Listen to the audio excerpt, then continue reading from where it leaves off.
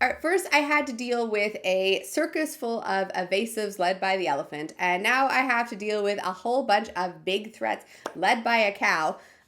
What can my princesses, led by a mouse princess, take on next, or can they even really survive in this meta with the amount of like big control decks that are out there?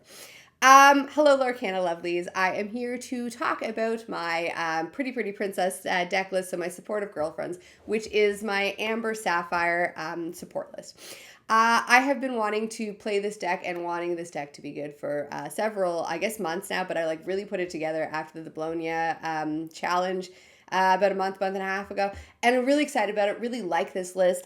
When Whispers in the Well came out, it got some princess support and some support. I was just so excited. I was like, oh, look, my deck's going to be great now. I'm so happy about that. And then we had the first tournaments for the weekend, so the Card Con CCQ in the Netherlands, and it was such a control heavy meta. So not only is there the Dumbo evasives to have to deal with, there's now this Baja Control with Prince Philip and board wiping and all that stuff, and it is a really difficult deck to deal with.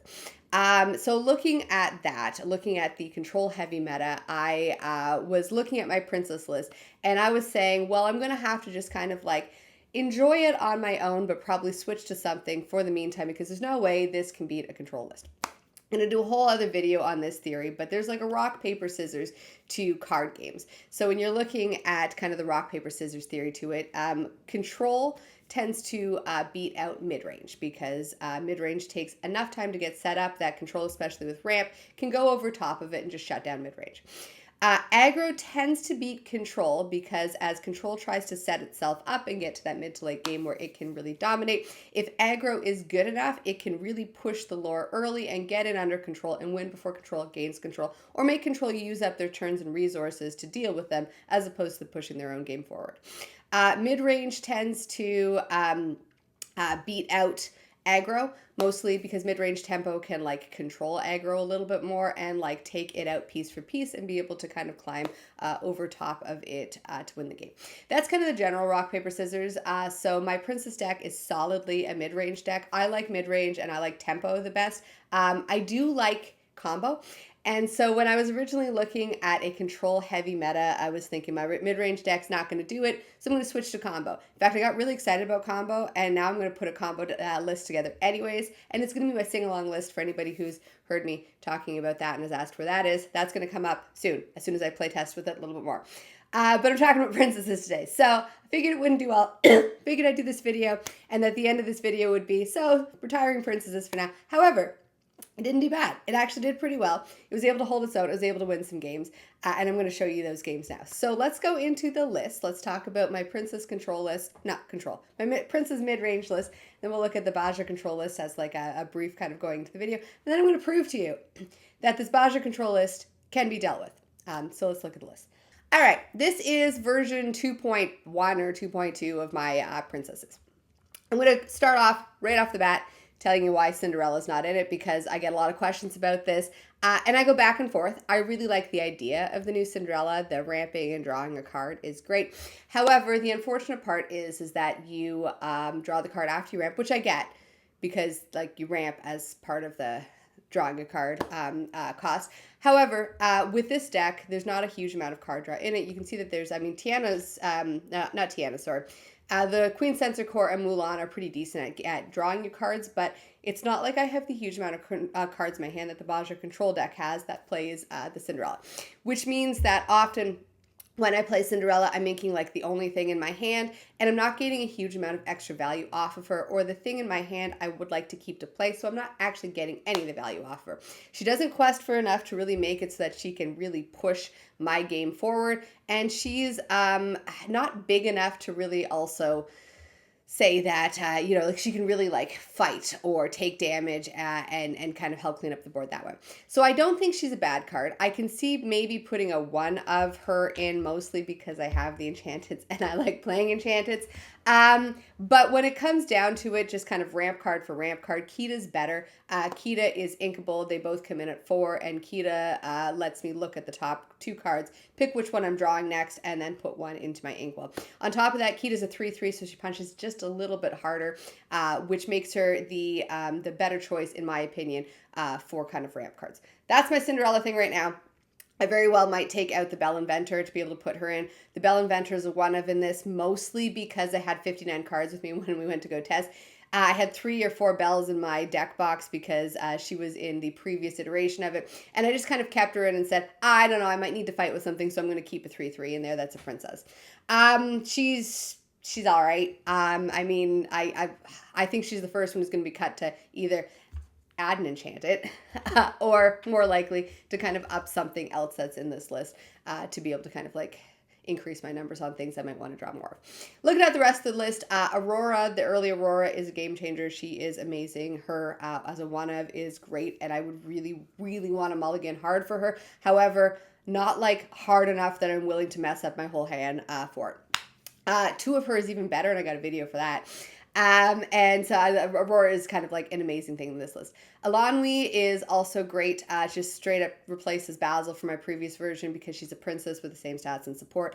And this list does really lean into that support. The idea behind this list is you can support your own characters to either make them fight a little bit more, or you can support your characters to get that extra bump with Rapunzel, which stops your characters from taking damage that have been supported the next time they would take damage.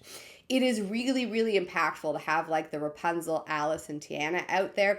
Rapunzel makes it so that, like I said, everybody who has been supported has been protected once. Alice gives everybody support other than herself, so it means that you can just go and support everybody else when they're questing. And then Tiana makes it so that your opponent has to pay that extra 3 in order to attack in.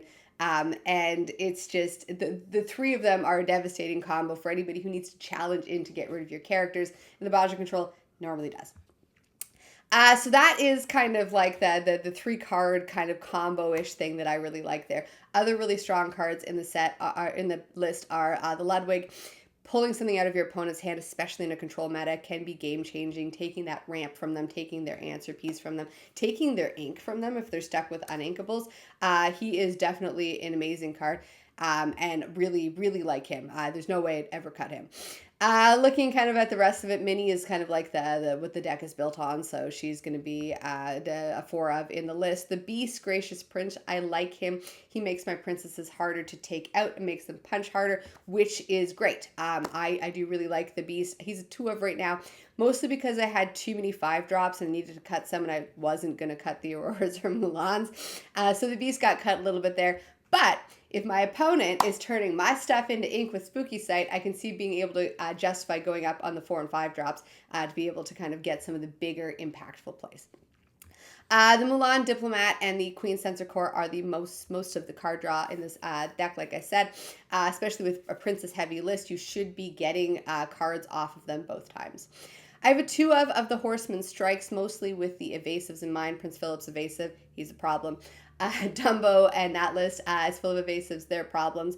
I have it as a 2 of right now. I have had it as a 3 of when I was expecting a lot more Dumbo, and that's one that I can see either going as a 2 of or a 3 of, depending on what you're expecting as far as the meta goes. So right now I have it as a 2 of. Last one's the World's Greatest Criminal. It is your way to get rid of big characters, so you can use the support from this list to support your opponent's characters to get rid of them with Minnie and the World's Greatest Criminal. But if we're looking at a lot of this Emerald, Sapphire, Baja, big control list, their stuff is big already, so you can actually, instead of using support to get rid of their characters, you can use support to like protect your characters, which is great. All right, that's my list. Let's look at the Baja Control list, which is the one that won the CardCon CCQ in the Netherlands this weekend. So this is our first major look at what the new meta will look like. Control heavy, like I said. So you have Dumbo or you have this one as kind of your top list. It's a really strong list. Prince Philip and the Mean, Malicious, and Scary is a devastating combo just to be able to wipe the board. And the Spooky Sight definitely does hurt a lot of decks that are relying on having their early characters out to be able to either benefit from or to be able to do things with. And the fact that this deck can consistently get there really early because of the Tippo or the Sail and the Cindy pushing you 2 ink ahead, that would be. It means by like turn, 4, you can get to Spooky Sight, which is, again, a devastating card, and really impactful and really makes the deck good. It has a lot of ramp. It needs the ramp because if you can take a look at this, it doesn't have much that it does early game. It lives in that late game. I mean, it's got the Basils and the Clarabelles and Hades. It really needs to get to that late game, and it needs to get there as fast as possible. And that is one of the reasons why my deck actually did pretty well against it. It had to ignore me for the first couple of turns to really ramp and get as far ahead as it possibly could to be able to deal with me, which meant that it barely even had ways to interact with me early game. It is all in on the late game. So what would I kind of, I guess, do about that here? Well, I'm going to show you some games. I'm going to show you some games where the princesses win against this to prove to you that this deck is not the unbeatable kind of big scary deck that everybody says it is. It is a good deck. Like, don't get me wrong. It is a very good, very strong, very consistent deck, but nothing's unbeatable. And I'm going to show you me beating it. So both games that I'm going to show you here are me on the play. I don't think it would have made a big difference if I was on the draw, but Josh and I do a lot of testing, kind of like groups of things on the play, groups of things on the draw, and this is kind of the start of this for this. So this is my supportive girlfriends or my support princesses taking on Prince Philip. Here we go. All right, game 1. So for the first game, I believe I am on the play. We're just kind of trying to figure out our mulligans right here and get on with the game there. So it is, so this is one of our first games playing with the new lists. And I am going to start with inking a beast and playing an Aurora. So Aurora is an ideal start for me. It is gets me discounts on my princesses. Turn 2 is going to be a sensor core, so I'm going to start gaining lore from it consistently, and I'm going to quest with the Aurora to get a discount to play a second Aurora. Josh is going to ramp with Sail the Azurite Sea, and this turn I start by gaining a lore with the sensor core, and then I am going to quest with both Auroras to be able to play in Aurora Dreaming Guardian on turn 3 with just kind of 3 ink out. So it's not shifting her, that's playing her. So great feeling there. Makes my characters extra protected, and Josh has to spend his early turn ramping with this deck, which means that early turn with the Baja Control deck, I just get to kind of do whatever I want. So questing and gaining lore, you can see up to 9, and getting the discount with the mini there, for the mini there, and then I can use the sensor core with my extra ink to be able to kind of see what I want to do. Or what's next? I don't get a princess. I do get the Horseman Strikes. That'll be good against Prince Philip, but I mean, it's not necessarily the best against this deck as there's really only one option for it, and Prince Philip's kind of, well, once you get Prince Philip out, he's already done his thing. But Josh, your welcomes my Aurora. It's the only target since everything is warded, and he does have a Clarabelle out, which means that he's going to start to be able to draw some cards. However, my Princess deck is not going to give him a huge amount of cards because I don't have a good amount of card draw in the deck, and I guess this is one of the good things for it. Baja Control will gain its own cards anyways, and the Clarabelle is going to get him a lot less value against me, who's top decking normally anyways, or close to it. I'm already at 15. I'm going to World's Greatest Criminal to get rid of his Clarabelle, who is the problem there. And I think we just kind of end up calling the game there as I'm at 16 with a real healthy board state. So there was game 1 for me. And you can see kind of how quickly I was able to take it there. So let's go on to game 2.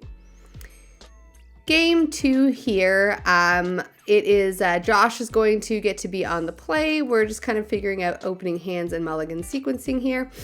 And Josh is going to start by inking, and he's going to play a Clarabelle. So Clarabelle is great. It's a good shift target. I mean, ideally, he's going to be able to get his Clarabelle out nice and early. And I start with an Aurora, which again is my ideal turn 1 play to be able to get my discounts for my princesses. Josh ramps with Tippo, giving him an extra body to be able to potentially fight me, although you're not doing much with a Tippo and a Clarabelle. I play a Ludwig, and here is kind of the great effect that Ludwig can have. It can take away your opponent's cards like Spooky Sight. And because I get to quest with the Aurora, it means I get to play an extra princess on turn 2. So that is 2 things on turn 2, which just feels great there. Stripping the Spooky Sight from his hand too, that was the only action I could have got, but it also showed me what was in his hand so I know what's coming up. And he's going to play a Cindy, or he already played a Cindy, to be able to get some extra ink. And then it's back to my turn here. So I'm kind of trying to think about what to do. First time playing against this deck. We normally like to play a couple times off camera because moments like this, it just kind of drags on camera as I'm trying to figure out exactly what I want to do. I end up, I think, taking this back a couple times and showing Josh my hand to kind of go with that. There's also, I guess, walk through my thought process. So I'm looking at a discount of 1 with the Aurora. So if I ink something that is 3 ink I'm at, so I can play something with 4. So I can shift Aurora and still kind of have 1 ink left over. But I have an Elanwi in my hand, but she doesn't feel like the best kind of use for my ink. So you can see I kind of did that there. That was, I guess, option number 1. We're going to take that back because I didn't like that, and Josh agreed it was not the best use of my ink and turn. So resetting. I've got a World's Greatest Criminal, a Big Aurora, Elanwi, Alice, and a Rapunzel there. Rapunzel and Alice are an all-star team together, so you don't want to ink them. You don't want to ink the World's Greatest Criminal because, again, it's just going to be good against Clarabelle when she comes out. So I end up just paying for the Shift Aurora to shift her and then questing with the Ludwig. Idea here being that I don't really care if the Ludwig ends up going into the discard pile or banished because he's gonna be turned into ink. I don't think Josh is gonna actually like challenge into the Ludwig. He's just gaining me 1 lower turn right now. He's more used to me as ink, and Josh knows it. Josh plays a Donald. I do want to get rid of that Donald because that will let Josh start to get some card draw, which will allow him to be able to start to kind of get ahead if he's got the options in his hand. So I play an Alice. Everybody's got support now. I don't have the extra ink to be able to play the Rapunzel, and so I'm going to quest with Vanellope and Ludwig. I'm going to support Donald twice there, which puts his power up to 5, and then I'm going to sing the World's Greatest Criminal to get rid of him since he now has the 5 strength. Josh is going to play Malicious, Mean, and Scary, which is one of the new cards from Whispers, to put 1 damage on each of my characters, but he doesn't have the follow-up Prince Philip because he doesn't really have the ink for it, you can see. Instead, he's going to use the Tipo now to challenge into a Vanellope, get rid of her, try to empty out some of my board. I play a Rapunzel, so I love this Rapunzel. She says that whenever something's supported, the next time it take damage, it doesn't, which is a really nice way to get around some damage there. I'm going to quest with Aurora, support Alice because I want Alice to stay nice and safe, and then quest with Alice. It'll mean the next time she takes damage, she's perfectly fine. Alice doesn't give herself support though, so don't get to quest support my Aurora there. And Josh is going to play Spooky Sight, which gets rid of everything that is 3 ink or less, leaving me with an Aurora. I am going to play a Tiana, which is going to keep my board nice and protected. And at this point in time, I'm top decking, so whenever he plays a Clarabelle, it's going to be way less useful. I play a Minnie Mouse off of the Sense of Core, and you can see here I'm sitting at 13. Josh is sitting at 1. We go up to 14 on my turn, so 14-1. We're just gonna end up calling the game there. So it was 2 games for my princesses. All right, that was 2 games. Like I said, it was 2 games with me on the play. I definitely am going to try to get some on the draw to see if this deck can keep up with on the draw as well. But I hope this proves that this deck is beatable, the Baja Control one. My princess deck is totally beatable, but the Baja Control deck can totally be beat. What you really want to do is you really want to lean into going under it. It can't do anything about your early game or can't do much about your early game. So if you can get the early turn questing, like I did with the Auroras, and if you can set yourself up to be able to, I don't know, game passive lore, like with the Sensor Core, you're setting yourself up really well. And the ramp that I have in this deck, either being Ludwig or the Auroras to be able to get me my princesses earlier, meant that I was able to play stuff earlier than I should have been too, just like the Baja Control deck was able to. The Ludwig von Drake is a major key card in this because in a control heavy meta, they have a lot of non-character cards that they are relying on for control, a lot of actions and whatnot. Being able to take one of theirs out of their hand really can stop them. If you can take their one piece of ramp, that makes them have to get up to those turns where they want to play like Spooky Sight or Prince Philip in a slightly more fair way. If you can take the piece of ink that they have and leave them with uninkables, it means that you might really stall them out, or they might have to ink whatever's off the top, despite if they prefer to play it or not. And if you can get rid of their sweeping options, like say Spooky Sight, you might buy yourself that extra turn or two you need to be able to really like push yourself over that finish line. What would I change to my deck? Well, like I said, the Belle Apprentice Inventor was mostly there because I had an extra slot and I wanted to get some testing in, and I was going way too back and forth on what I wanted to do. I might put her in, but again, it's because she's an enchanted, not necessarily because I think she fits the deck. Instead, the smarter decisions, I think, might be upping the Beast, increasing the Horseman's strikes, depending on if I'm expecting a lot of evasive decks versus not. Or if I'm expecting a lot more Prince Philips, putting in some stuff that's slightly earlier in my curve to be able to get that extra little bit of lore might make the difference there. However, if the Prince Philip deck is inking my stuff anyways, I can justify going up on the 4 and 5 drop slots. I'm going to play around with it and see. Like I kind of said earlier, I'm excited about combo too. I really want to build a sing-along list, and I have for a while, and I've got a list. I just have to test it out first. So I'm going to be going back and forth on princesses or sing-alongs, and that's kind of where I'm at here. So what would I change the Prince Philip list? I have no idea. It was pretty good. It was pretty strong. I'll let somebody else do those changes. I'm a little obsessed with my princesses. I really like the idea of beating meta decks with princesses.